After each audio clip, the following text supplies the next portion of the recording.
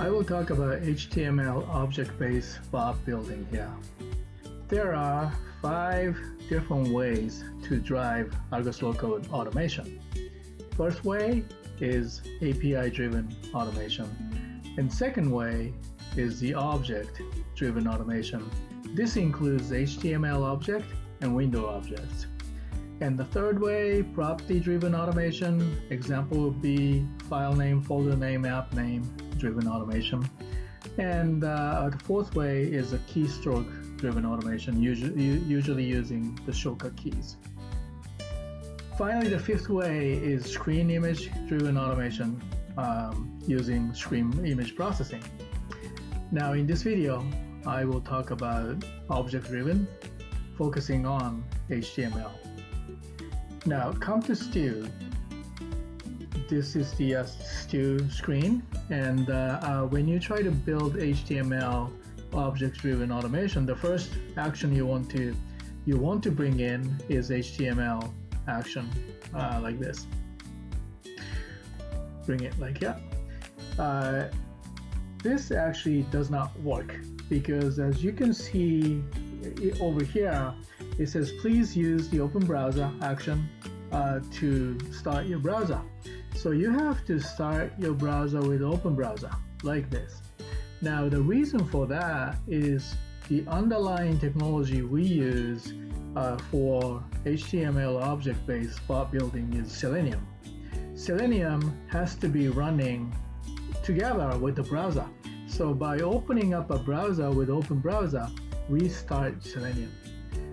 So to the Selenium, we can use HTML action or JavaScript or clearing cache. Now closing pop-up and some verification tools including onload event and waiting pop-up. So these 7 operations are all based on Selenium. These 6 guys, they do not work unless you start your browser with open browser. With that, I'm going to start my bot. So let's see. Let's first start Chrome with Selenium. So I'm going to start my Chrome, and I like to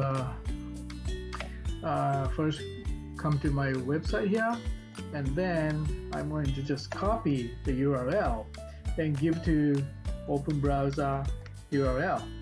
And then over here, I want full size window, so I'm going to just go 1920 by 1080. My full HD screen takes that. Now with that, HTML action. Okay, I want to run this, but then I have to be careful here.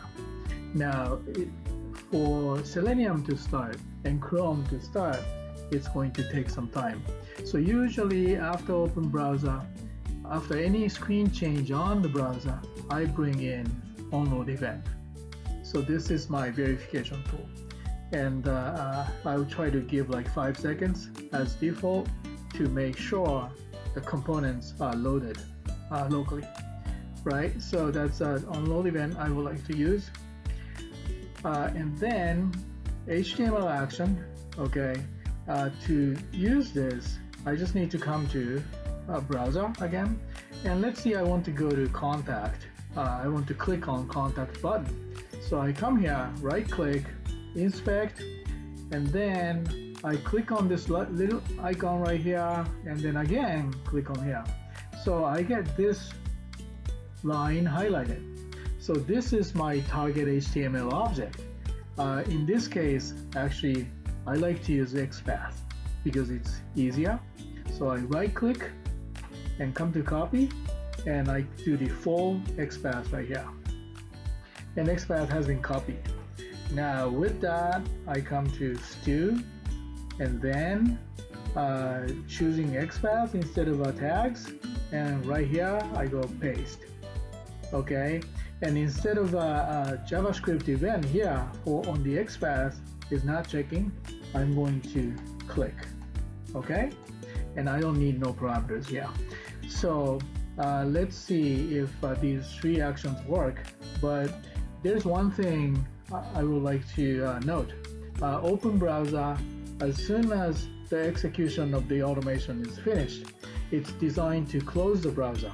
So in order for you to see the result of this HTML action, you will have to bring in a delay to leave the browser open for a little bit.